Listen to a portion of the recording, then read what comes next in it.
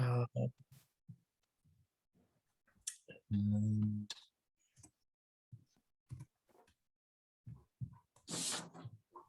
let me pull it up. I'm pulling up the electronic notice.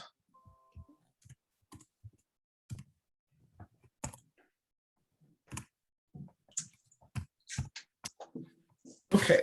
Notice of electronic meeting due to COVID-19 state of emergency. This meeting of the Charlottesville Albemarle Metropolitan Planning Organization is being held pursuant to Code of Virginia 2.2-3708.2, which allows a public body to hold electronic meetings in the locality in which it is located as declared a local state of emergency, and the catastrophic nature of the emergency makes it impractical or unsafe to assemble a quorum in a single location. And the purpose of the meeting is to provide for the discharge of its lawful purposes, duties, and responsibilities.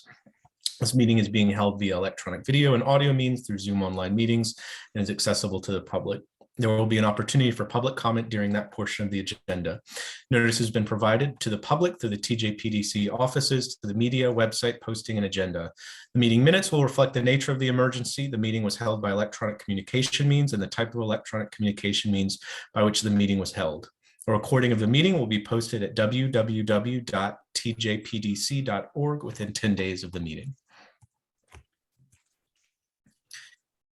I will move on to matters from the public. I'll open public comment now. If there's anyone from the public who would like to speak, you can raise your hand icon in the Zoom webinar.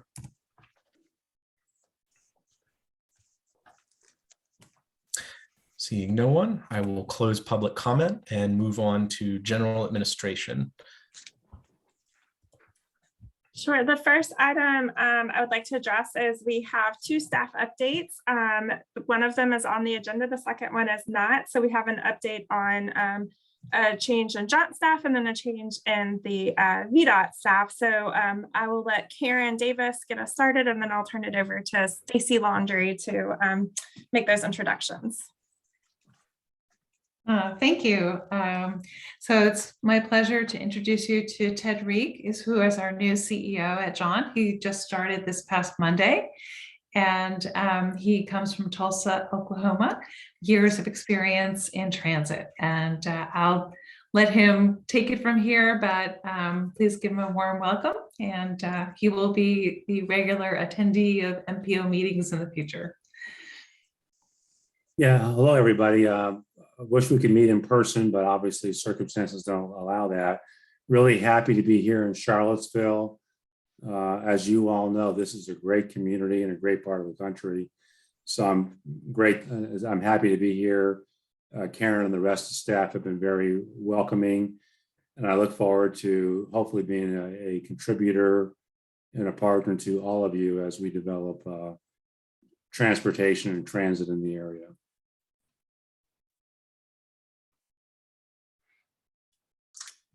Welcome, Ted. Thank you, Karen. And Stacy, I'll let you make the introduction for our change in VDOT representation. Okay, great. Yep, I'd like to introduce Sean Nelson. He is Culpeper's new district engineer as of, I guess, mid-October. Sean is not new to the department. He's been with VDOT for about 17 years. Most recently out of our Richmond district, but he also worked in Fredericksburg for a time in an acting capacity in Hampton Roads, and even years ago back in Culpeper district in our materials section. So we're glad to have Sean back. He is from Louisa County. He and his family live there now. He's a licensed engineer in Virginia. Went to ODU, and we've known each other the better part of my 10 years at VDOT. So I'm certainly glad to have him here on Culpeper's team, and I'll turn it over to you, Sean, if you have other things to add. Wow, Stacy, I can't believe you remember all that stuff. That's pretty good. But no, thank you, Stacy. And I'm glad to be a part of this team here. Culpeper's got a great team. I look forward to continuing to keep things going the way John Lynch did, and just hold the steering wheel and carry us into the future. So I appreciate being here and plan to be an active participant. Thank you. Welcome to both of you. I just wanted to go ahead and update you all on the return to in-person meetings. We will be meeting electronically in January, and I have to apologize. We were not able to find the exact date that the current Charlottesville state of emergency is expected to end, barring that it is not extended for a period longer. I believe that's in mid-March, if Councilor Snook or Councilor Payne are able to provide an exact date. I think it's March 22nd. It's Okay. somewhere in the March 20s. Okay. I So we'll can nail that down for you. Give me a minute. Well, once we confirm that, we'll know whether or not we will tentatively be planning on resuming in-person meetings in March, or whether our meeting in March will be also held electronically in the same format. But in January, we will continue to meet electronically.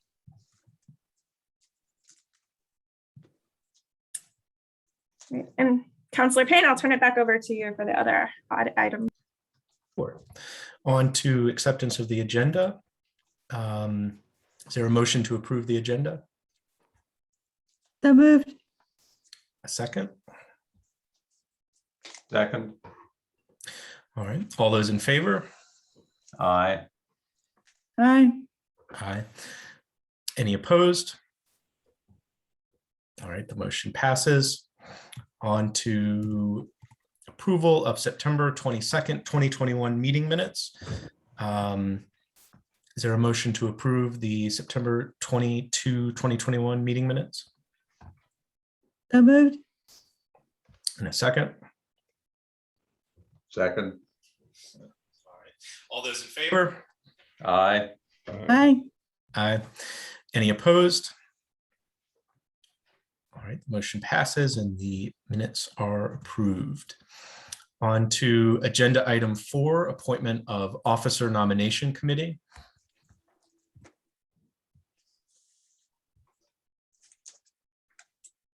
Yeah, Mr. Payne, as we discussed a little bit ahead of time, just so you understand the process, the bylaws for the MPO policy board state that the chair shall appoint a nominating committee to nominate officers at their first meeting after January 1st. So tonight we have asked Mr. Payne to go ahead and make that appointment for the nominating committee. That nominating committee will reach out to the eligible committee members to determine interest in serving as the chair and vice chair. And then we will hold the elections in January, assuming that we have quorum at that meeting. Sure. And my understanding is Julia Monteith and Wood Hudson had been reached out to and agreed to serve on the committee. So I would appoint both of them unless there's any objection. And for the third person, is there any voting member who would volunteer or be interested in being on that committee?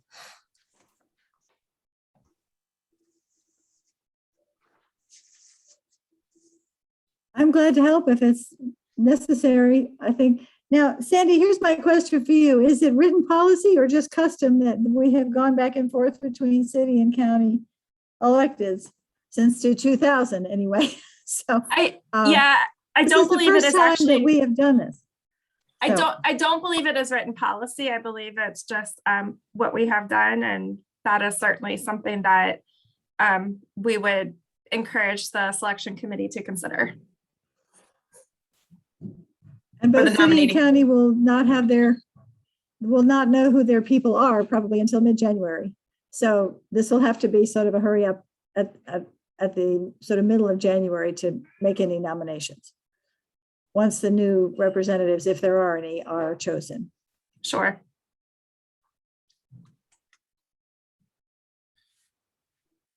I suppose I would appoint Supervisor Malik as the third person for the committee. Is there anything else necessary? All right. Thank you, Then- Supervisor Malik. Thank you. Yeah, thank you. On to agenda item 5, the budget and work program update. Sure. I just wanted to spend a little bit of time going through where we are as far as getting through our work program for FY22 and going through where we are as our budget is concerned. As many of you know, we have had a bit of a staffing shortage at the PDC since the beginning of that fiscal year. And what that means is that we've really had to prioritize which projects and programs we have been able to pursue while we work to fill those vacant positions. So we've had to really focus on the things that are most urgent, things like smart scale, things like meeting our federal requirements, and things that were already in process, like the North 29 corridor study. I wanted to make sure that we were being completely transparent and open about where we are, because there are some things in the work program that we haven't been able to move forward on at this point, and make sure that you all know that we are keeping a very close eye on these. We know that all of these items that were identified on the work program are things that are important to you all in your localities. So what we've done, like I said, is we're focusing on making sure that we're moving existing initiatives forward. So we are moving the smart scale projects forward. We are participating in the VDOT process for their pipeline studies that they're doing to prepare smart scale applications. We are making sure that we are preparing for things like our long range transportation plan, and that we're going to be able to do a good job with that. It does mean that there are some projects that we just haven't been able to pursue for right now, like focusing on how we can better integrate climate action initiatives into our long range transportation planning process. So what we're doing is we're looking for other opportunities to make sure that we are still moving those initiatives forward, just maybe not utilizing our staff time to do those at this point. So we have applied for the grant for technical assistance to help us develop some performance measures that would include evaluating project impacts on climate action initiatives as we go through our long range transportation plan, to help us develop a methodology so we can consider that as part of our project development. It also means, though, that we're not likely to be able to program the $25,000, if you recall, that we had programmed for kind of to be determined later.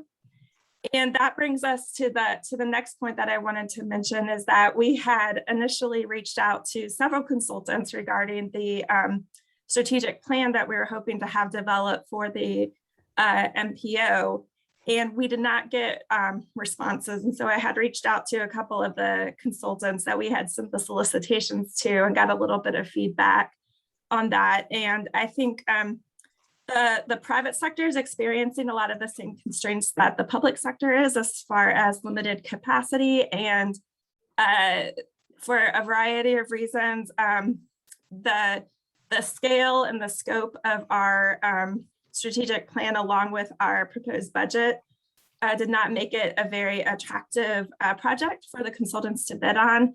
So what we would propose is putting that $25,000 in unprogrammed funding towards the strategic plan to make that a little bit more of an attractive project for the consultants to want to respond to. And that actually would help us catch up a little bit as far as our spending through the through the work program. To date, well, through the first quarter, which ended in October, we were about $42,000 behind what we would have spent if we were spending consistently our entire MPO budget throughout that first quarter. So we do have some additional revenue compared to where we would normally be that has been unspent. So we do have the resources and able to support that additional funding for the consultant.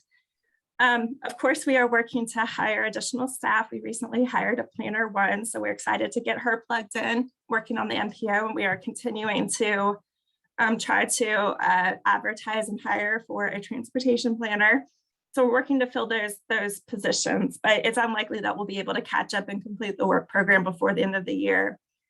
If we do end up not being able to spend that full budget, we have a plan for that as well. We are able to roll over funding. So in that case, we could put some of the funding over the next year or two that rolls over into the update of our long range transportation plan, potentially using consultants to support that effort. We have some other plans that we think we could potentially support either with our staff or with additional consultants support using those rollover funds. So we're not concerned necessarily that we'll leave funding on the table to pursue initiatives. It might just be that we have to reallocate when those initiatives are pursued outside of this fiscal year. So I wanted to make sure that you all are aware of where we are, that you know where we are budget and work program wise. And if you all would support putting some of that on-call program funding that has been unprogrammed at this point towards the strategic plan, we could move forward with doing an amendment to the work program at our meeting in January. So do you have any questions? Yes, Supervisor Malik. Okay, so this makes me very nervous that we're going to turn over something as particular and local as our strategic planning to some consultant who probably has no familiarity with us at all. And I don't see that as very good use of money, especially when we don't have a plan or staff to be able to carry out these things right now. So I mean, we've been having the same interval since the year 2000. That's when I began working with the chart committee then. And there's been the same plan throughout the year, the federal and state obligations that we have. And so I'm really in need of learning what the benefit would be to be talking about something in strategic planning when we could be doing something more particular for projects we already have underway that need more work to be done with available staff or consultants that way, rather than strategic planning. Well, Mr. Payne, oh, go I was ahead. going to say, do you want me to respond, Mr. Payne? Sure, yeah. Chair Payne, if I could.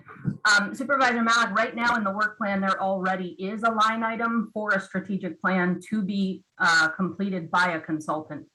So that was already predetermined in the work plan. What we're proposing is taking the on-call amount that hasn't yet been programmed and increasing the budget for that strategic plan, if that helps. So, I mean, the strategic plan may have been a reasonable benefit at $25,000, but is it going to be a benefit at $50,000? That's what I would like to have comments upon and discussion about here. And people are using COVID as a great excuse to jack up their prices, everything from gas to eggs. So I don't know that we have to really necessarily fall for that.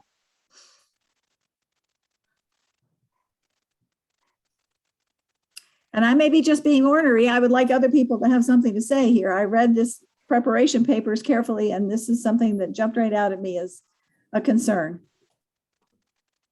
Are there any other questions or comments? I guess I would be curious to know, and maybe I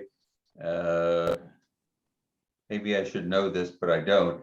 In the paragraph, next to last paragraph on the first page of the memorandum, it says, after seeking some initial feedback from consultants we reached out to, we believe that we did not allocate enough money to attract consultants to respond, given the limited staffing capacity being experienced across all sectors. Do I infer from that the consultants were saying we don't have the capacity to do the job that you're looking to do, that they don't have the capacity? I think it's more of a matter of, because there are staffing shortages, people are relying on consultants more, and so they have more opportunities to respond to proposals. Okay. So basically the feedback we got is that the scope was a little bit broad for the budget that we had proposed. And so to them, there wasn't enough of a margin for them to be able to assure that they could do the work when they had much more attractive and straightforward proposals that they could respond to, or proposals with larger budgets. Was there something about what we were asking them to do that was unusual or unique or more trouble? Is there some way that we might narrow the scope a little bit to be a little more attractive to people? We could potentially pursue that. I do know though that it is a little bit innovative for an MPO to be seeking a strategic plan. There aren't any others that I'm aware of within the state of Virginia that have strategic plans that have been developed. So I think that's also part of it, is there's not a precedent to follow necessarily for this.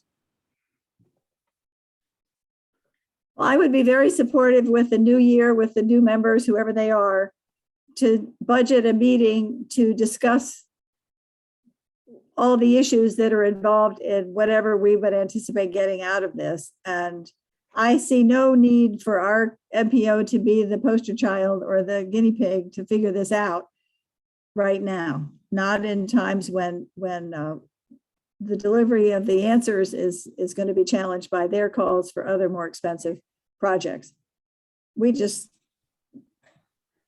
I think this was a filler thing to begin with, and I'm just concerned that it's not a wise use of our funds. Any other questions or comments? I guess two questions I have. Is there a sense of, without consultants, sort of what the even just roughly delay on the timeline would be for it? And then two, how important operationally and sort of what like specific deliverables do you anticipate coming from the strategic plan that would have it pop up above other priorities? I think one of the reasons that we were moving towards using consultants is because our staffing is so limited right now. And so it probably isn't something that we'd be able to complete this fiscal year. We could certainly work a little bit on scoping out what it would look like if we did this internally to see what that timeline would be for our January meeting if you wanted to continue the discussion there. As far as deliverables, there have been a lot of changes in sort of the processes and the planning that the state does over the last couple of years. And I think one of the challenges we have as staff is really knowing how to present opportunities to you all as the policy board. How do we identify what's important, and can we think of it on a longer term versus just year by year to better make sure that we are strategically building the resources and the studies and the methodology that you all want the MPO to be pursuing over, a course of time beyond just year by year. So that's really what we were hoping that the strategic plan could do, would be to help us really identify a longer term like vision and opportunity, also taking into account some of the changes and how the state is supporting planning,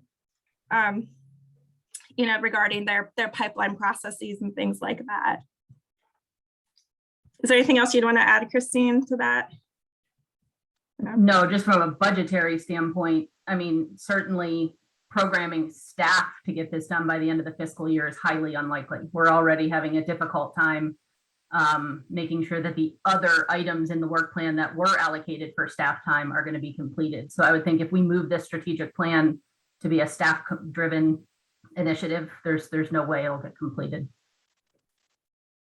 I have actually a comment, if I may.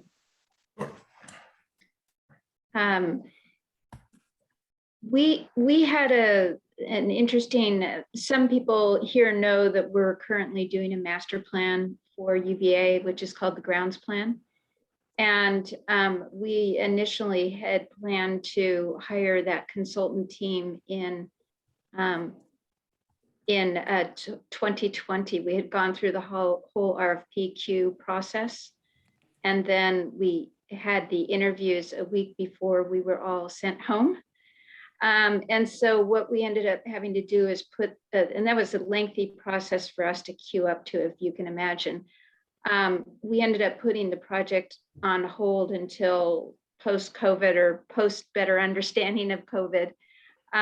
But one of the things that we did during that year is we did some enabling projects in-house that we felt that we were capable of doing to inform the plan. And that lowered our fees once we got to hiring the consultants, and led us to come to the plan better informed. And what we did was we segregated the work that we felt that we were going to have a better professional expertise with than consultants from the outside. So I'm just saying that there might be a way to think about this a little bit differently, and have some enabling work done in-house until there is a clearer path for this plan. Supervisor Malik, I saw you have your hand raised. Yes, thank you. I think that is a grand idea, and perhaps early in the list would be to have a formal presentation from our VDOT representatives about these changes, because that may save Chuck some phone time with me calling him and asking what's really going on, which would be very helpful. And if there are significant changes, that we all need to know about those. And we certainly don't need to pay somebody else to do our community outreach either. We're all very capable of doing things like that. So I think there's plenty of way to be able to have much more direct questions if they're already out for an outside group, once we have a discussion in the winter to figure out what we would really benefit from, rather than just another piece of paper that sits on the shelf. That's my concern. There have been plenty of those in other ways since 2020 and then 2000. So I just want to make sure we're using our effort in the right way. Any other questions or comments?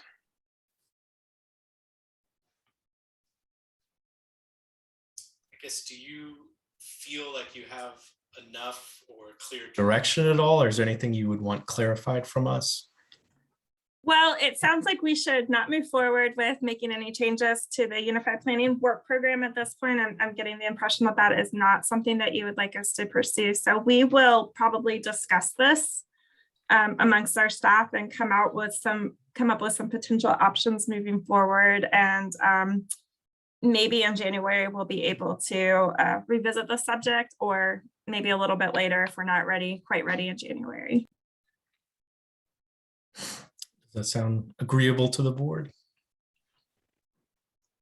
And just one bit of follow-up, Sandy, you mentioned about how you wanted this strategic plan to be preparing the agency for identifying new opportunities, et cetera. I'm a firm believer in the committee of the whole, that the whole MPO and all of their staff, their county staffs and city staffs, et cetera, need to be in on that discussion. That shouldn't be just something where the PDC staff is meeting in a small room with the VDOT people to know what's going on, because it just means a lot more work for all of you when you have to translate it out. So I think that's just one example of these kind of learning experiences that can happen in upcoming meetings to help us all get up to snuff on what other communities are perhaps doing, and what our opportunities are in that way. Thanks. I was just wondering, I was looking back at the scope of work from the meeting back in September, and looking at things like development of a vision, mission statement, review of policy board, bylaws and policies, these kinds of things. I would imagine that other MPOs, whether they've had a formal strategic plan or not, other MPOs surely have done these kinds of things. Do we have access to what other MPOs have done? Are those, for example, I've always been a great fan of bylaws. If you want to give me 5 sets of bylaws that have worked in other places, I'm happy to take a look at them and see what we can do, and come up with a set of bylaws that seems to work for us. There may be other things like that that we can do that would take it off of the plate of the folks who would be coming in from the outside. I'm just wondering what access we have to resources that would enable us to have the benefit of other people's prior experience and wisdom. Sure. Yeah, we do have, we can get a lot of this information from the other MPOs. That's not really the problem. The challenge is going to be more in terms of the capability of the staff to support this at this point and how much time we'll be able to put into doing that analysis. But I think that's getting at Julia's point, is some of those items we could probably go ahead and pursue. It might just put us on a different timetable. Supervisor Mallett? I think that they have been reviewed now and then, certainly within the last 5 years, and the public participation thing was just adopted or re-adopted last year. So these are not things that have been languishing. Certainly, I think we're required to look over things every now and then to make sure that we're current. So it's always, that'd be fine for all of us to study them some more. It's certainly not my favorite thing to do, but I'm glad to pitch in. But again, it sounds like even with that, we would anticipate, going into our discussion in January, that without a consultant, it's at least another fiscal year. Okay. Any other questions or comments?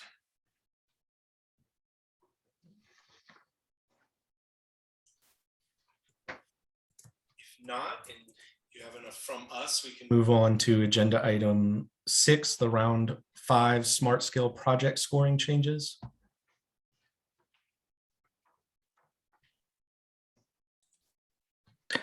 That's going to be me, Chuck Proctor from VDOT, Culpeper District Planning. And let me share my screen to the presentation and I'll go through it. It's like 30 slides, so hopefully we'll go through it pretty quickly. One second here.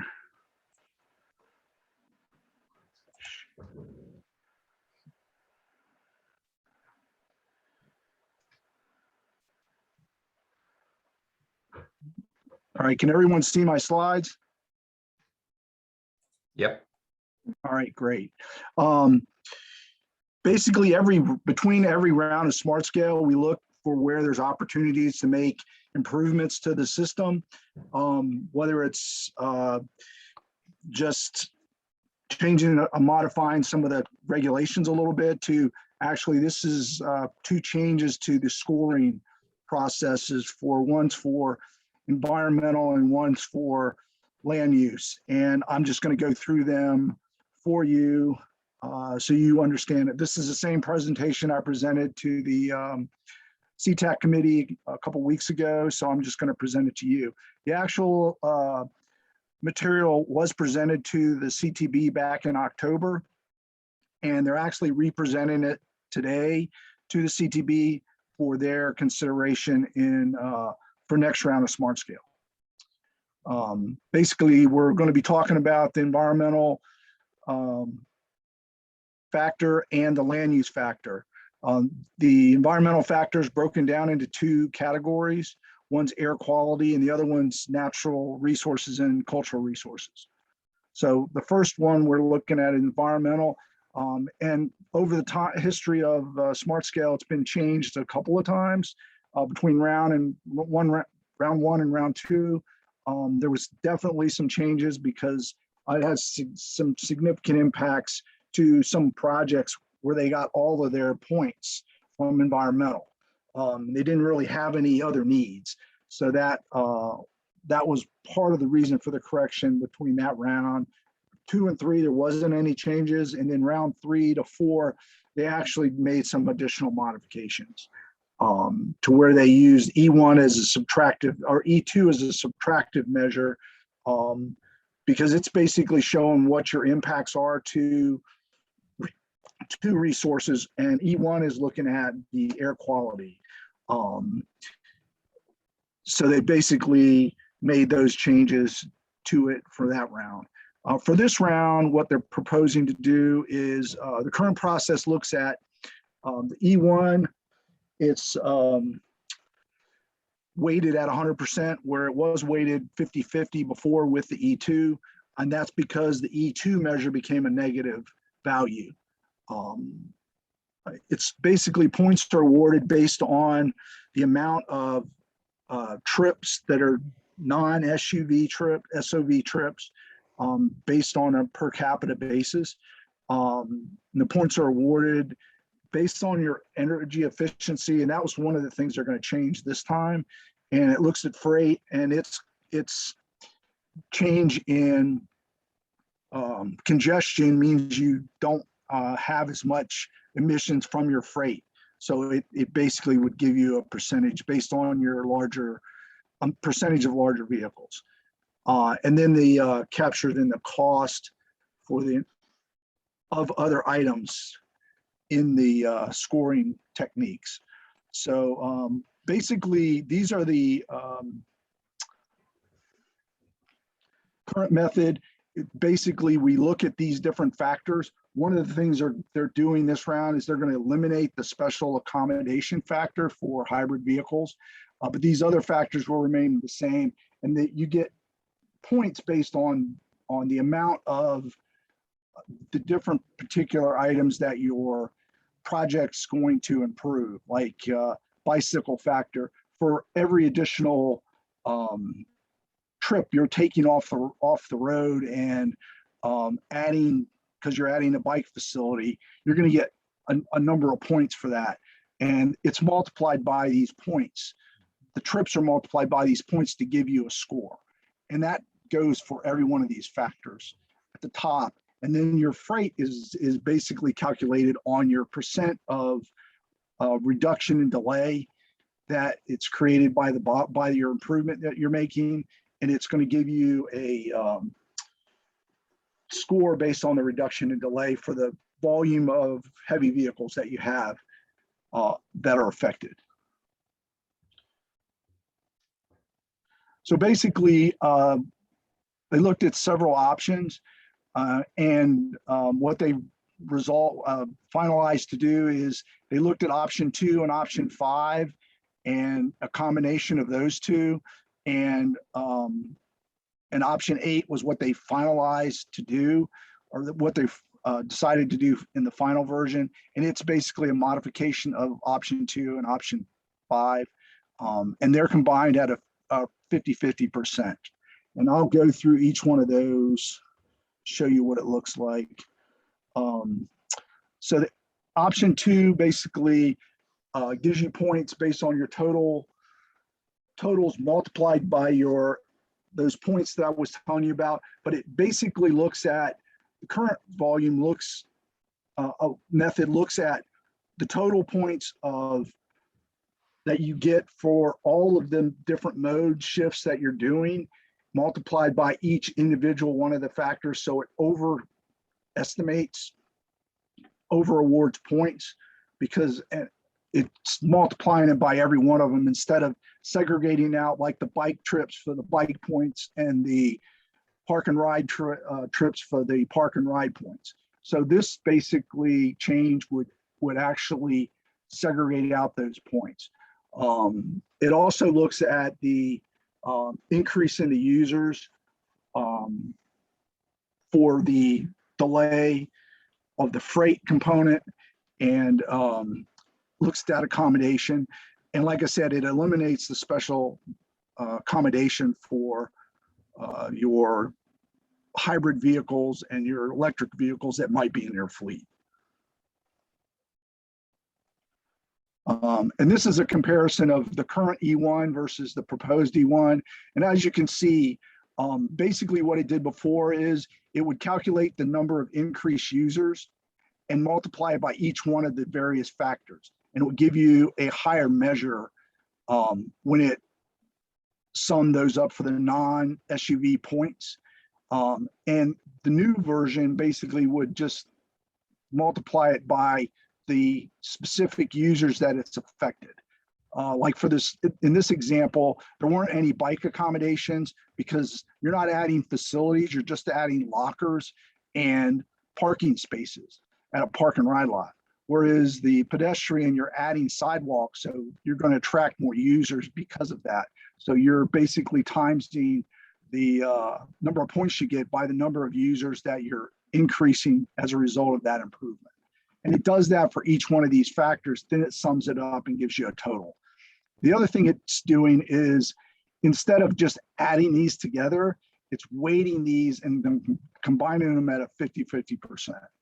So it gives you a more accurate representation of what the scoring should be versus what the possibility is by not doing it the same way. It's scaling the scores both for E1 and E for the trucks and for the non-SUVs, and giving you a score based on 100% weighting of those two different parts of the factor. The other thing they were trying to look at was, well, how can we really look at air quality? Because they don't have a methodology for doing that. And so there's a current study going on through the Environmental Division and the Research Council, where they're looking at a pilot study to try to determine a methodology and a tool to calculate greenhouse gas reductions. So, but we don't have that yet. Until we do that, option 5 was developed to sort of figure out, predict, or take a stab at how we could calculate that. And it does that by calculating the CO2 offsets. And that's what this next portion of the slide deck's about. So you got your existing conditions, and most of these scores are calculated based on other factors that we calculate as part of the application. So they're all readily available, and we can use them to do this calculation pretty quickly. So what they basically do, they multiply the number of users by the length of the trip that they're going to take, and then they multiply those numbers by the type of distance that they would normally travel. For pedestrians, it's around 0.76 miles, and for bicyclists, it's 3.54 miles. And those are average trip lengths from the National Household Travel Survey. So those are the numbers they use for that. The increase is determined by summing these values once it's calculated. And then they multiply that number through this equation to calculate how much CO2 emissions that would be taken off the roadway. And that's to calculate the CO2 offset.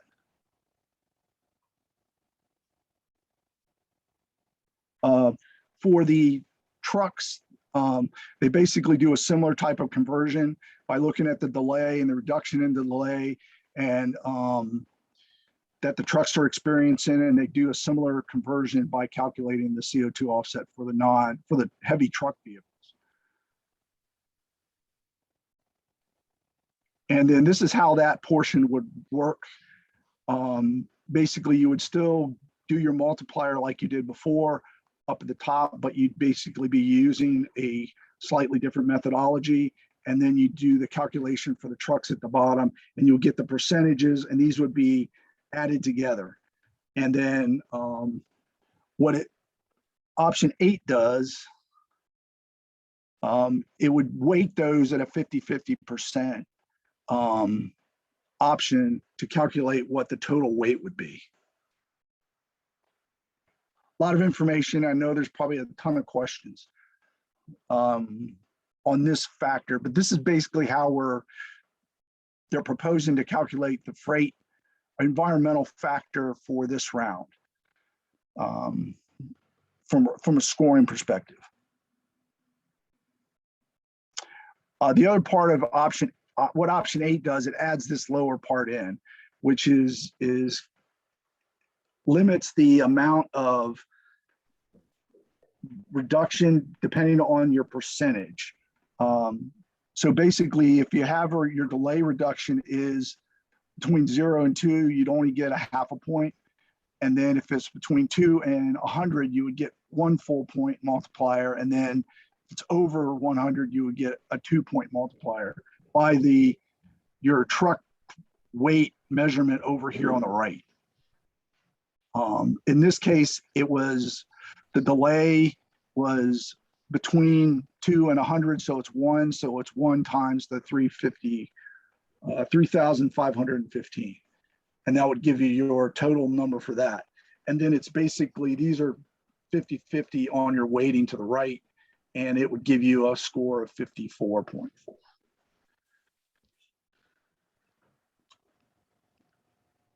The next slide is basically, it really doesn't have an effect that much on the scores. Basically, this is different options and how the scores would have been affected for this change. And in this case, we would have one project, this is in Orange County, would have gotten funded, and the Covington's Corner project up in Fauquier County wouldn't have gotten funded. So the other ones weren't really affected overall for this change.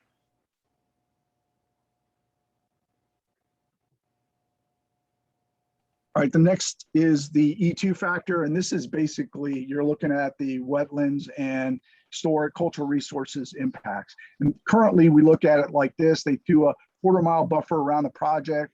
They look at how many acres are affected by the project and how much of each different resource are impacted. And those are summed, and it's multiplied by your environmental document factor, and then it gives you a total environmental square footage that are impacted. And if it's less than your impacted buffer zone, that's the result you use.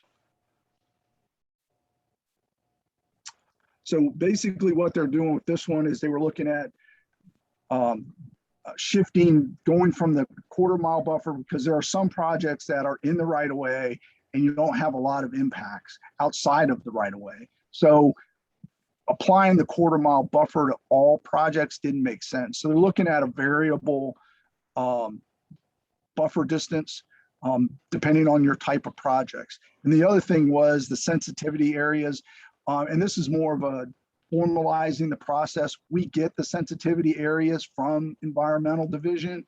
And instead of just us getting those data layers and then we reviewing it, basically Environmental is going to review the data, the projects based on their data sets. So there's no chance of an error occurring in the review.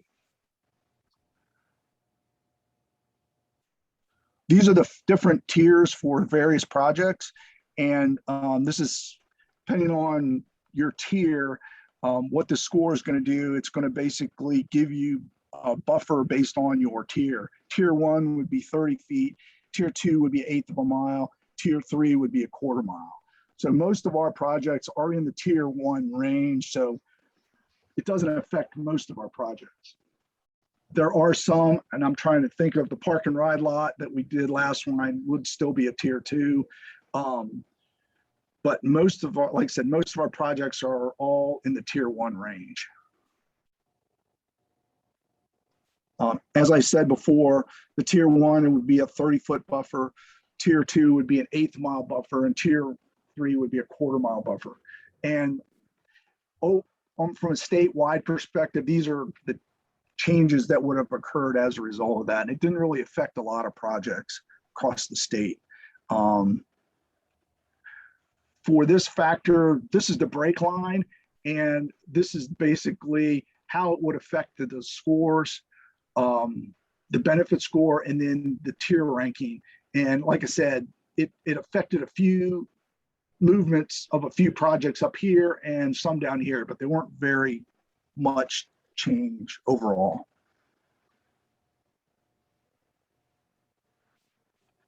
All right, land use. This is the one that's probably going to have the biggest impact on the district as a whole. And it looks at basically the amount of accessibility, so to speak, of walking distance of trips.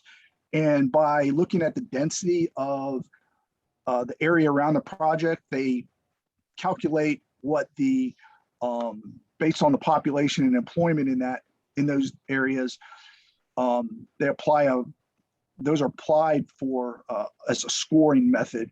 And depending on the density in an area and the change in density between now and 10 years from now, they basically come up with E1 and then E2. And those are combined on a 50-50 to give you your land use score.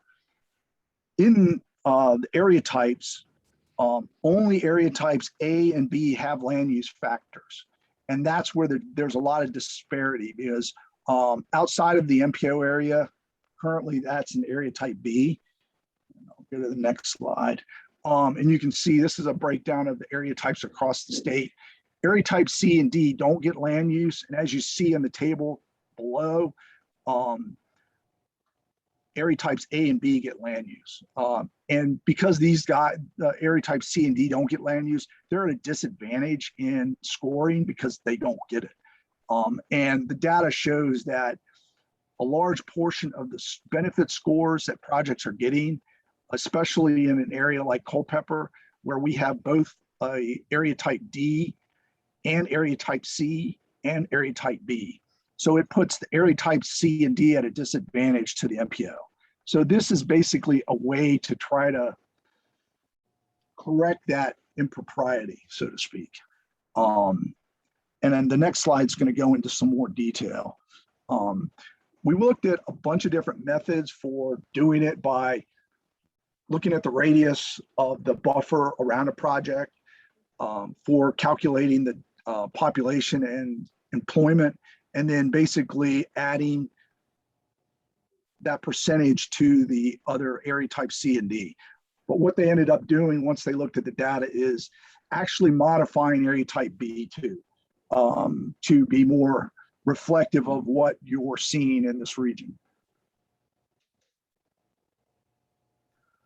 So in this slide, this is basically from round 4 smart scale. They looked at how much your score came from which factor area. And this table just shows basically where the bulk of your score came from. In area type B, the bulk of the scores come from land use, 44%. So you're basically talking out of 100% of your score, 44% of your score is coming from land use. And if you look at the scores for the MPO projects, MPO, the city projects, and the county project, they were getting 8 points of their score were coming from land use, mostly across the board. Out of 13 projects, 10 of them had land use scores of 8 or better. So as opposed to the other C and D areas, they're not getting anywhere near that score for any area, on any of their different factors. So this is the difference between the performance table that I just showed you and the actual percentage table, which I showed a couple slides back. So the red basically shows where you're underperforming, and the green shows where you're overperforming in the various area factors by area type. So what this is trying to do, it's trying to make some corrections for this and to figure out where to pull the percentages from to make the change.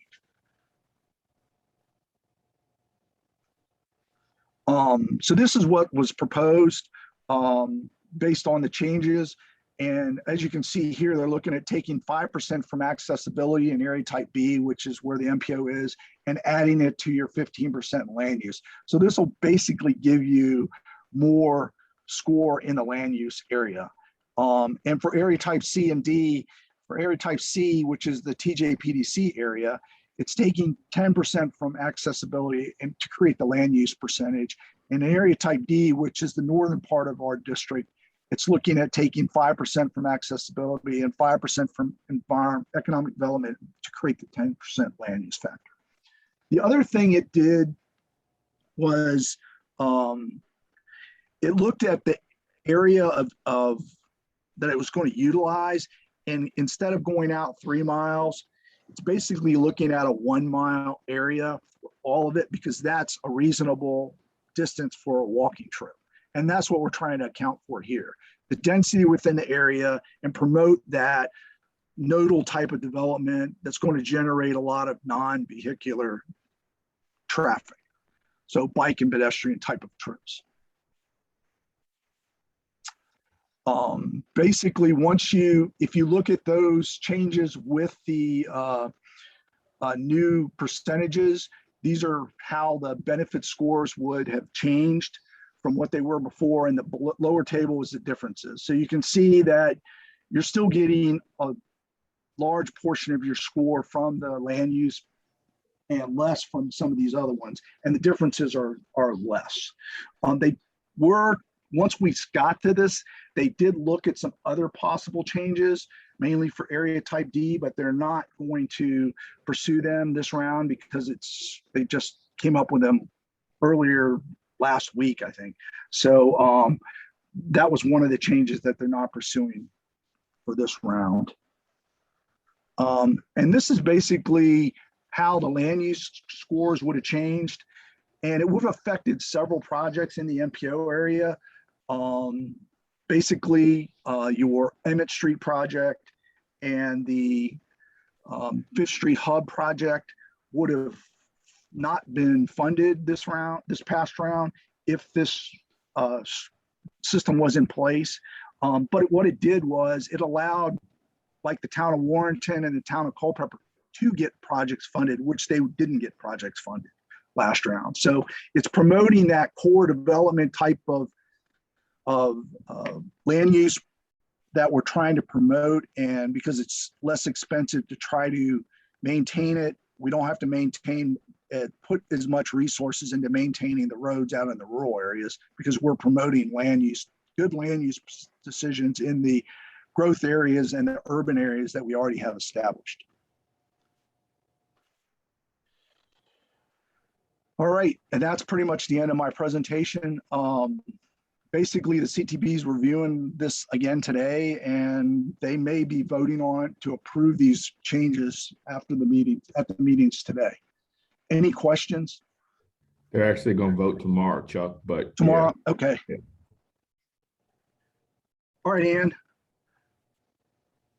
Well, I feel as if I'm sitting in the lecture in Economics 101 where we have to deal with the IRS report. So I am really glad that you are here to explain all of this.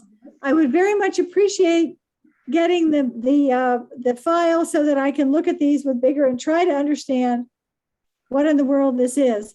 So just a couple of quick questions, and that is, does any of the mathematics take into account the character of an area? And I'm thinking of back in history when a lot of the superhighways were run right through the middle of historic Black neighborhoods and people just galloped right on. I mean, who's watching out for that environmental justice side here? And is that something that's folded into the land use category? And where's my other? I guess that's really the only biggie I had right now. And also, how important is environment versus the others? Because I know many communities didn't even have environment at the beginning when we first did our scoring years ago. And then it was put in because it seemed important. So those are my questions. Thank you. Environmental's always been included in Smart Scale from the beginning. The percentage has always been 10% for every area type, and that really hasn't changed any. It's just the methodology we've used to do the calculations have been refined, because we can only do it based on the data we have available. So as the amount of data we have increases, we can better refine the tools that we use to calculate those improvements. But we are looking at, like I said, air quality is one of those factors. The other one is impacts on resources, whether it's cultural resources, historic resources, natural resources. Those are all different layers that we look at when we're doing those calculations. And depending on the project type, it varies. Regarding the equity question, we look at that to a certain extent, and that's more or less would be factored into the environmental document that we would be reviewing. We don't do a lot of new roads. If we were looking at new roads, we would actually have to do a more detailed environmental document, And one of the factors that goes into that is the amount of area that's impacted is times by the type of environmental document that you have to have. So for a new alignment road, you would have to go through probably a EIS or an EA type of document, and that's going to give you the higher percentage weight. So it's going to have a larger impact on the acreage that you're going to be impacted. And I found one more, and that you mentioned about delay having to do with trucks. Is that delay sitting in traffic on I-81, or is it standing in line at the port because we don't have enough places to unload them? It's in the project area. If you're making an Okay. improvement at a location, basically we're going to look at what that improvement does and the amount of delay that it reduces. And basically by reducing that delay, you're going to increase the truck throughput and thereby reducing the amount of CO2 emissions that it's generating. Okay, thank you.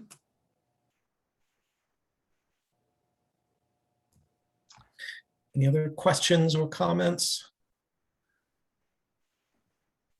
Sorry, I was for stumbling through it the way I did, but if you have any questions, just reach out to me. This has been something we've been working on for a number of months now. So I know that the folks at central office have a lot more details. And I tried to pull something together and provide it to you guys so you would have an idea what we're looking at changing. And are the slides available anywhere? We can send those out. I've sent them to Sandy, so she has a copy of them if you want them. Basically, the CTB slides is where I pulled most of this information from. So they are published on the CTB website if you want to go back to their October meeting, and they'll be out there for the November or the December meetings also. So not these exact slides, but all the material is out there in those slides. Yeah, I'll just add, like, I was looking at the CTV slides as you were going through it, Chuck, to kind of line it up. And I think it's a good resource to look at. And I will say there was a bit of good conversation today at the CTV about these proposed changes. So it'll be interesting to see tomorrow how the vote goes.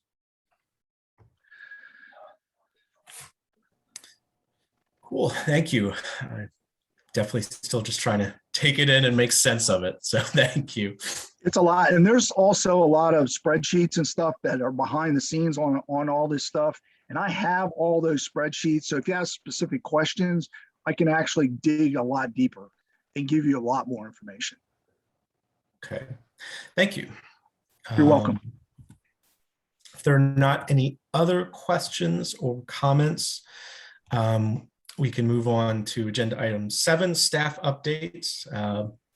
Right back to you with the VDOT project pipeline. All right.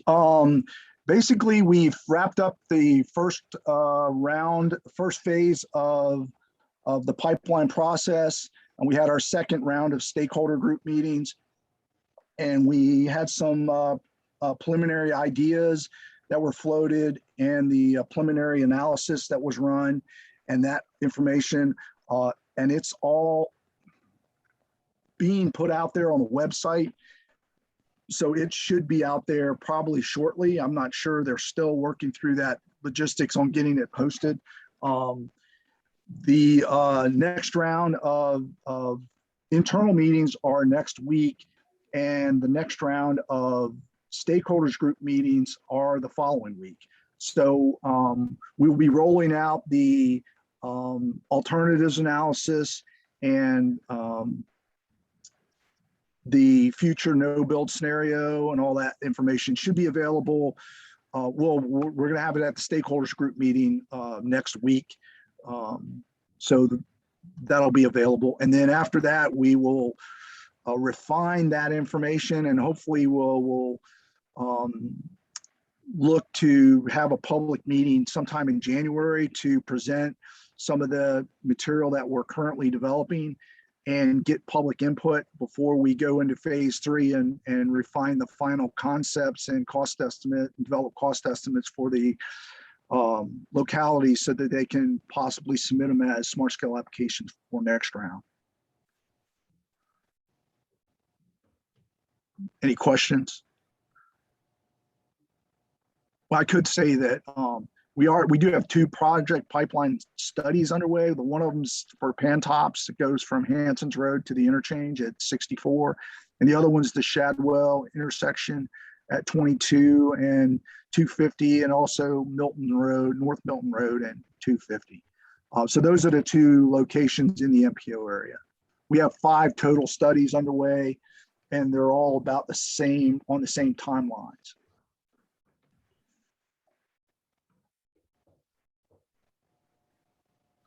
If you would like more information, I could come back at possibly the January meeting and give you an update with some of the recommendations and slides from some of the meetings that we've had previously to give you more information. Any questions? That's pretty much all I have.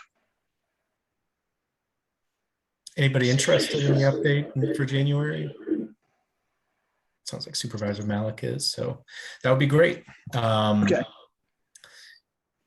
Thank you. If there are no other questions or comments, we can move on to the next one, the CA MPO Smart Scale project status. Yes, Policy Board, I just wanted to make sure that you are aware that we are moving forward, continuing to follow the process that you all voted to support regarding Smart Scale. So we had our first meeting with the Stakeholder Advisory Committee for the Rivanna River Bike Ped crossing on November 30th, where we reviewed the project, basically background and history, where we are to date, and started talking through what our process to work with that committee is going to look like. I'm just getting the results back from the doodle poll to find the availability. I think the next meeting is going to be on December 16th, and I'll need to confirm the time. Supervisor Malik attended the first meeting. So if anybody else would like to be on the distribution list to know when those meetings are happening, please let me know. I would love to get them on a more consistent schedule, but right now with the holidays, we're kind of getting the meetings in when there's availability from the committee. At the next meeting, we'll be talking a little bit about some of the consideration areas and talking about how we can consider what the impacts would be from the different crossing options based on some of the consideration factors that were identified through the CTAC and MPO tech committees, as well as the members of the Stakeholder Advisory Committee. And we'll potentially be talking about what kind of public engagement we may need to move forward with informing the application. We will be looking at the other 3 applications probably in January, meeting together with some of the staff to determine just where we are as far as moving forward, any sort of processes that we need to follow to make sure that they're able to get support from their councils and boards to support the projects, and really developing what that additional engagement might look like for the other 3 projects that were identified as needing some level of engagement, but not the same level as the bike ped bridge. And then we'll plan to again in the spring, maybe February or March, plan to do a full meeting where we go through all the projects for the MPO area as well as the PDC area. Any questions on that? Please remind us what the other 3 applications are. Yeah, it's the District Avenue roundabout over by Stonefield, and then it is the bike ped lane extension or infrastructure extension on Avon Street, and then it's an improvement to 5th Street Station and 5th Street, that intersection, as well as some multimodal improvements going into the city. Great. I just learned this week that UVA has moved a lot of their IT department out to Hydraulic Road, and they were very interested in safe crossing to Stonefield for lunch from the 2211 Hydraulic Road business. And until those contacts came, I never even had seen the crosswalk signs that are there hidden. They're tiny little things. And the crosswalk, if it's painted on the street, is invisible. So I was not the only one who did not even know that there was a crosswalk there. I mean, was pedestrian crossing there. So we need to, having that roundabout will really be helpful to slow people down and get that safer for our walkers too. Thanks. Definitely. It's always nice to be able to go back to people and say, hey, we're working on a solution to that. Very good. And then unfortunately, Lucinda had to leave a little bit early, but I just wanted to make sure that you all are aware that we did have some adjustments to transportation improvement plan. So these do not require a public hearing. These are just an FYI so that you know. I'll share my screen very, very briefly. Let's see. But these are just some items that are being moved from one group block to another group block. So group blocks are projects that are not individually identified in the transportation improvement plan or program. So we have $500,000 that's being moved from the traffic and safety maintenance group to the preventative maintenance and system preservation group. So just money moving from one category to another. And then we also have some funding that's moving in the federal fiscal year 21 and federal fiscal year 22 from the group block for bridges to the group block for traffic and safety.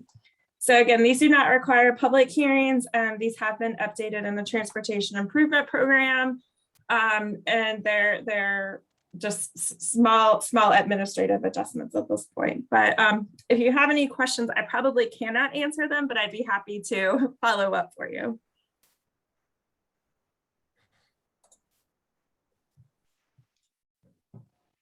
Chuck did say not to worry, but $2 million is a lot of money to me. So he said it's fine, so I'm happy to say that.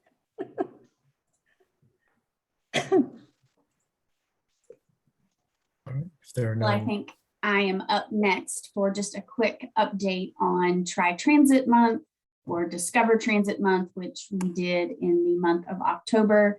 And then also a brief update on the Afton Express. So partnering rideshare with Jaunt, CAT, and UTS, we produced 3 different videos talking about some of the challenges of riding transit and how those can be addressed, and the ease of how it can fit into your everyday. Again, just to kind of remind folks that transit is there and that it is safe, and to try it out if you haven't.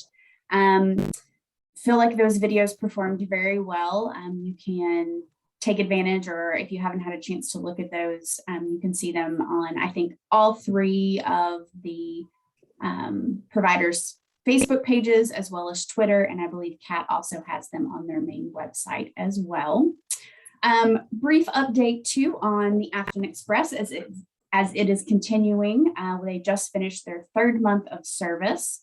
And in those 3 months, there have been over 1,500 passenger trips taken, so the number of total boardings, and that is across all of the 4 morning and both 4 evening runs, and the service does go Monday through Friday. We did see higher daily passenger trips in the month of November. The numbers looked really great, especially considering there was a very big holiday that consisted of most of 1 week. We're continuing to monitor all the passenger counts, the route performance, to know where and how to make potential tweaks to the schedule and the route down the road. Currently, no schedule changes will be made in this calendar year, but there may be additional schedule changes or route changes potentially in 2022. I know they were looking at making sure that there was a little bit more of expanded service, possibly for some of the health profession workers at UVA that work those longer shifts. A couple other really quick things. The newly enhanced park and ride lot in Waynesboro is finally complete. That was a smart scale project that our folks over at CSPDC handled, and that many of those of us who come across the mountain may experience. So with that expansion, there were many things. That's one of the busiest park and ride lots in the area looked at, but they also put in a stop with a shelter for the Afton Express. So those kind of things went hand in hand. Afton Express was also just getting ready to launch a text alert system called Text Marks. And this will give any of the riders the option to sign up, where they will receive real-time information and alerts for the route, such as, if there was an issue that caused it to be late with traffic or weather, all of that information would then be texted to those who chose to opt in to get that information on a timely basis. So that is really all of the updates that I have, but I am here for any questions. Yes, Ann. Thank you. So what's the size of the Afton Express? Is it a 26 or a 36 seater? I don't think it's 36. Okay. I'm not positive that 26 is exactly the right number, but it would be my guesstimate that it is somewhere much closer to the 26. So the ridership is more than half full, would you guess? I mean, I haven't done the math of 1,500 people climbs all those trips, but I hope when they did the study with Kimley Horn to apply for this pilot, they were hoping to eventually reach 80 trips per day. And right now they're averaging just a little under 40. So we're getting there. Okay. And, one of the big things to keep in mind too, is that both October and November saw pretty significant increases in ridership. And those are the 2 months that folks had to pay. The month of September, it was completely free. So even with that, I think it's $6 round trip, we're still seeing increased ridership. I expect to see even more increased ridership as we get into the winter season with dicey weather. I feel like it will be even more appealing for folks to hop on that rather than to have to make that drive across the mountain. And we are also doing extended outreach with Afton Express on the rideshare front, because all of those folks who take it at least 2 days a week qualify for guaranteed ride home. They also, anyone who takes it, no matter how many times, is eligible to use our rideshare app, where they can earn points that they can cash in for different rewards. So all of those things, are kind of built right in to make it a little bit more of an incentive to ride that. I would expect the higher gas prices are getting more people on the bus, because 10 years ago when gas hit $4 a gallon, people were screaming for the bus in Crozet. And it just took us 5 more years to get it there, but it'll fill up. That's great. Good job. And we'll keep updating everyone as each meeting comes on, as long as you guys would like to continue to receive those. Happy to pass that information along. Great. Any other questions or comments? Not. Next item is the roundtable discussion.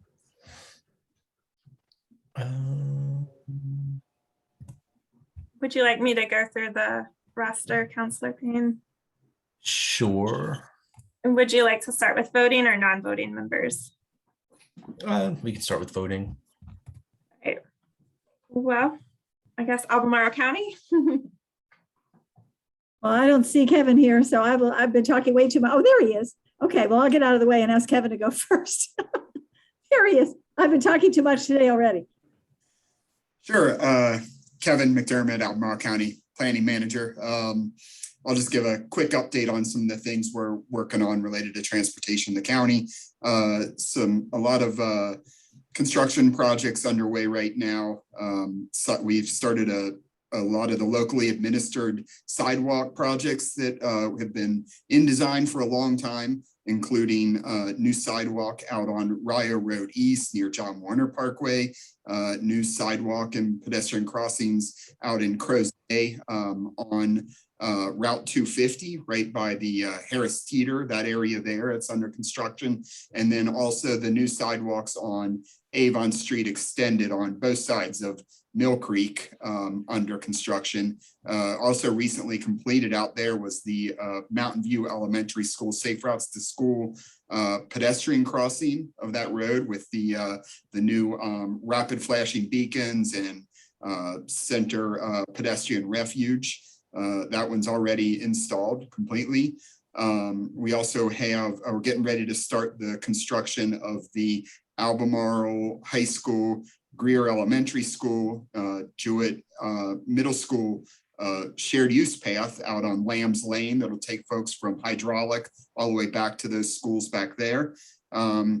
We're also in design for the new shared use path that'll extend Berkmar, the Berkmar project that crossed the river, the VDOT project that was completed a few years ago. This extends that shared use path all the way from Hilton Heights down to Rio Road. It's going to be one of the longest shared use paths in the region, I think, when that's complete. Also working hard on the new sidewalks and bus stops and pedestrian improvements all along Commonwealth, right from starting from Hydraulic heading north up there. Then of course, we've got all our VDOT projects that are currently under construction that were approved for the Round and Smart Scale a number of years ago, including you've seen all the construction around Route 250 and I-64, where the diverging diamond is going in, and Antops, as well as the roundabout out at 151 and 250 under construction, and a roundabout on Route 20 at 649, that's Prophet Road, up north of Pantops. Those are all being worked on now. And of course, Chuck already mentioned all of the planning projects that we're working with VDOT and the TJPDC on for the next round of Smart Scale. We've also got quite a few projects that we're looking at from the county's perspective, additional sidewalk improvements on Avon, additional pedestrian and bike improvements on 5th Street Extended, and working on the Rio Corridor Plan, which is analyzing some improvements by Belvedere, as well as a lot of other pedestrian improvements all throughout that area. So those are, I think, the major projects we have going right now. I'm happy to answer questions about anything else. Oh, I'll mention, so I don't forget, I know Anna will want me to point out that we did submit our revenue sharing application for the Eastern Avenue extension south with the bridge over Licking Hole Creek. We continue to work with the VDOT team that is reviewing that application to make sure we've got the most accurate cost estimate. We're doing some additional studies on that right now, but hoping to move forward with that after it gets approved, hopefully next spring.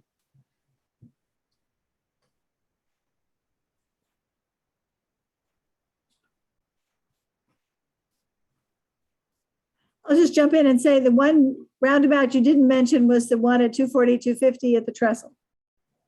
So I understood that was going to be 2020, and now it's not going to start until 3 years from now or something. So can you update us on the timetable for that and what happened?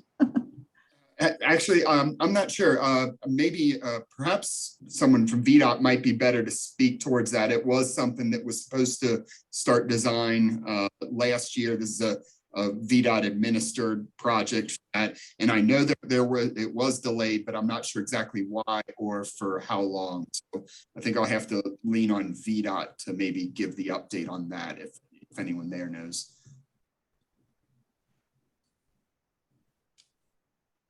Chuck said earlier he would dig around, so I guess there isn't anything for today. Yeah, like I said, I know it went to the Alternative Intersection Committee about a month ago, and they reviewed it and had some comments. And I've been talking to Hal Jones, who's the project manager for that project, and they're actually moving forward with that project in the early stages of design. And these are just some of the steps they have to go through. So I'll have to find out for sure where they're at in that process, but I can come back with an update once I get more information.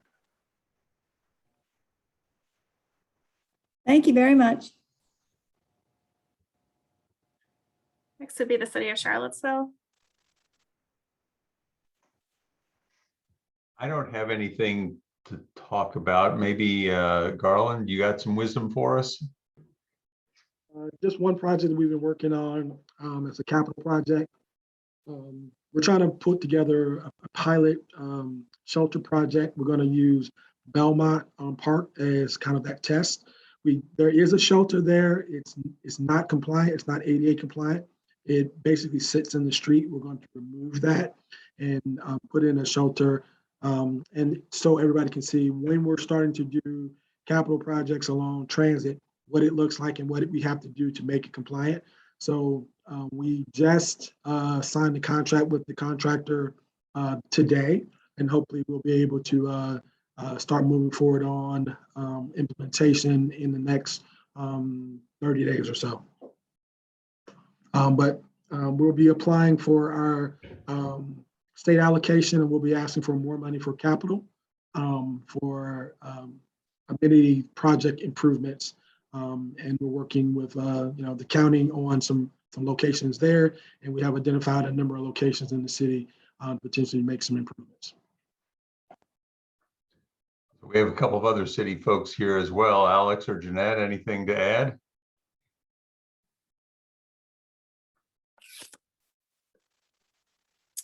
Good evening, everybody. Nothing at this time.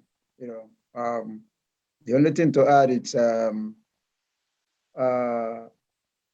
as you all know, Council approved the comprehensive plan, a few weeks ago. We are real glad about that. So we are gearing up to begin the zoning rewrite. There will be a wholesale rewrite of city zoning ordinance. So that is scheduled to kick off in January 2022.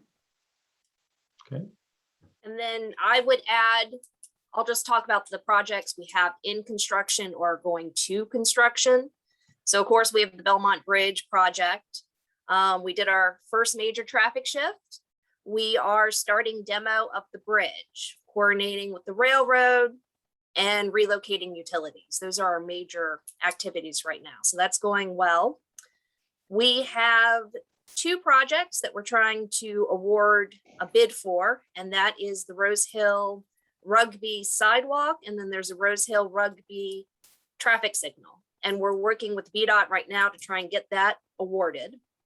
We are re-advertising a Harris Street sidewalk project that also includes a bid additive for undergrounding utilities.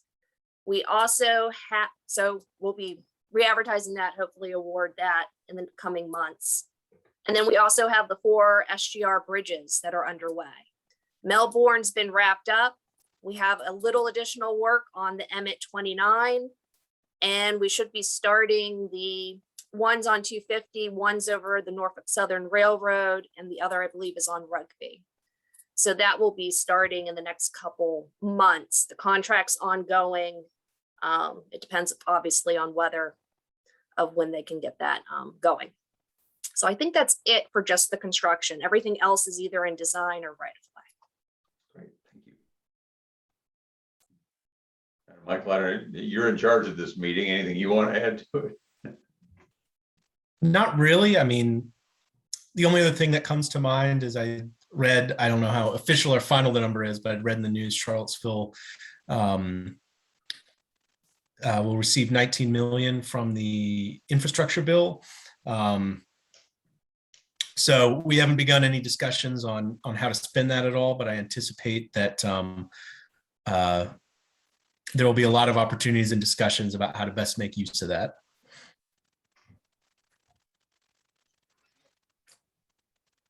Then we'd have VDOT. Yeah, I'd say Kevin and Chuck pretty much handle everything on the VDOT side there. So the only thing I kind of give an update on is the US 29 and hydraulic design build package that we're putting together. That is slated for a public hearing in March or April of 2022 with an RFP to be released at the end of July 22. Anticipated award December 2022 with the project completion in the winter of 2024.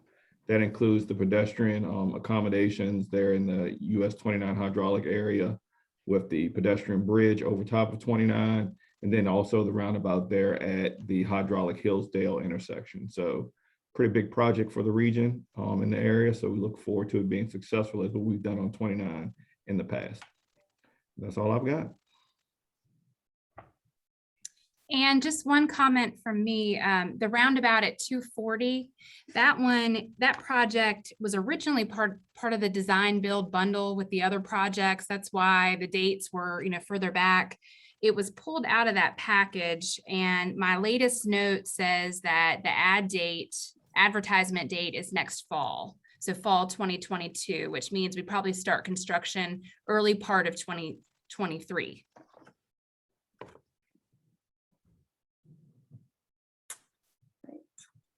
You can go into the go ahead, Anne, before I move on. That was my confusion, because in the bundle, it was to follow profit, which is like right now, because profit is finished.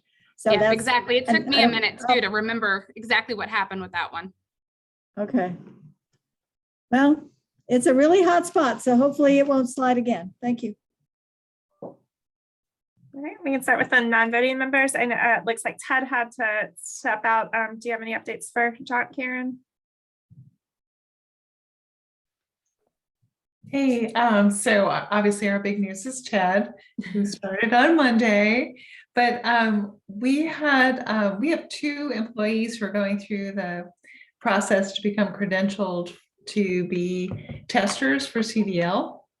At this point, they won't have the credentials, Garland, for your buses, but just for ours.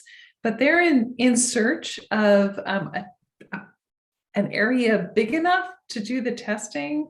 And so if all of you could think a little bit in terms of, any locations, in Albemarle or the city or UVA that is at least 250 feet long and 30 feet wide, then occasionally we'd be really interested in using those areas for testing like once a month. So anyway, so give some thought to that, would be really helpful.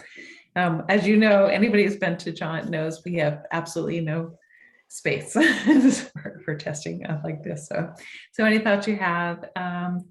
And then Ted, do you have anything to add? Is there? I think Ted stepped out. He had to step away. So. Oh, okay. All right. Very good. Hey, Karen. Yeah. You might want to talk to the State Farm folks. Okay. They have a big parking lot and they're not even using it. Oh, that's a great idea. Building. Okay. So that might be a good place that you could use. I know the county has some spaces there for access to the trail hub. Okay. But that might be a good place that you could use temporarily while they're not using that building for anything or much of anything. That's fabulous. Thank you. I hadn't even thought of that. We've been all over town looking around and trying to negotiate with the owners of the Fashion Square Mall. But thank you. We will definitely reach out to them. Thanks. That's a great idea. Karen, this is Wood Hudson. Have you talked to PVCC? I know they do CDL training at what used to be that visitor center over by Monticello. They've like corded off a good 2/3 of that lot now for their big rig testing and training.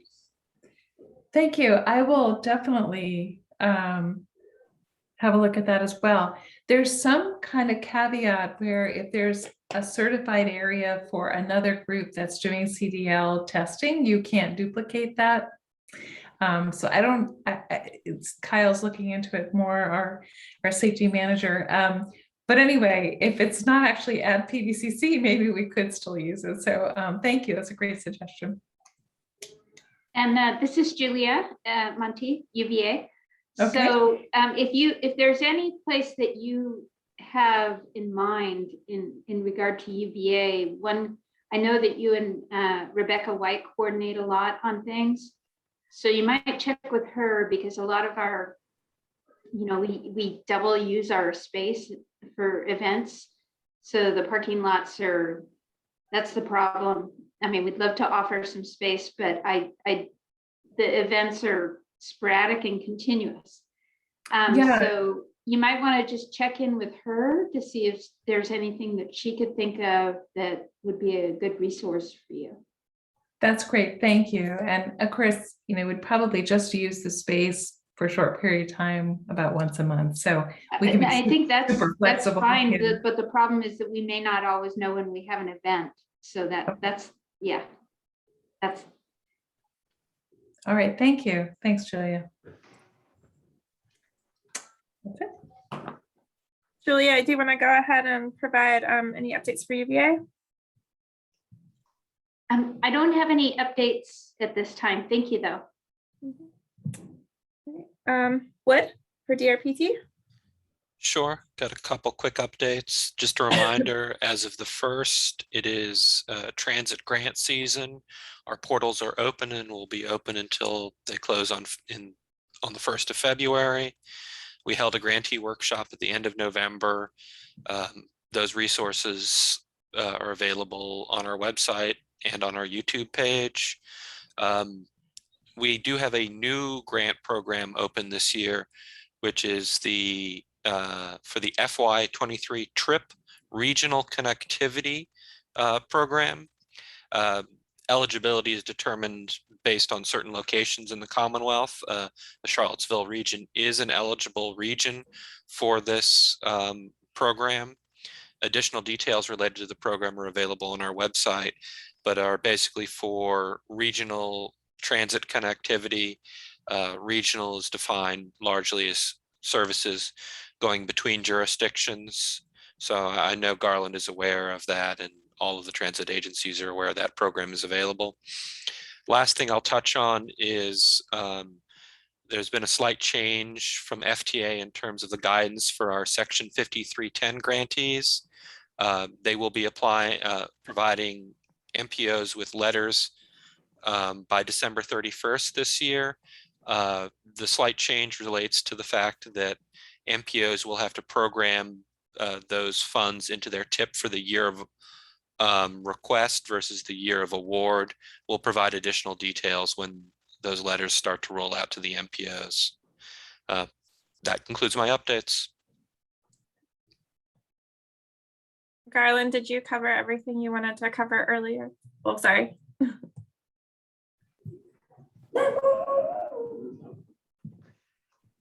Yes, I'm good. I'm sorry, Ann, go ahead. Oh, I just want to ask Wood, this regional transit connectivity grant, is this possible for supplanting other funds for a park and ride, for example, that's going to pick up the Crozet Connect and the Afton Express and the day drivers from the western part of Albemarle County to come to Charlottesville and points east? I'm not super familiar with the program. I could always reach out to our program manager. I believe it's more focused on operating related to transit services.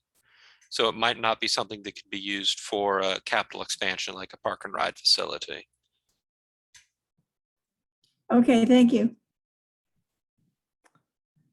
I'm not sure if Christine is available. Christine, do you have any updates for the PDC or the MPO? I'm available. The only update that I would add is we recently hired a planner 1 here at the PDC. She will be working on both our environmental and our transportation program. And then we still have listed a planner 3-4 that is vacant right now. So we are actively trying to hire for that position so we can get our MPO fully staffed. So if you know anybody, pass them our way. And I believe that covers everybody that is here tonight. All right, thank you. No items added to the agenda. Move on to the last matters by the public. I will open public comment. If there's anyone in the public who would like to speak, you can click the raise hand icon in your Zoom webinar. Seeing no one, I will close public comment. And with that, meeting adjourned. Thank you all. Thank you, everyone. This was a great meeting. Have a great night. Thank Be you. well. Thank you.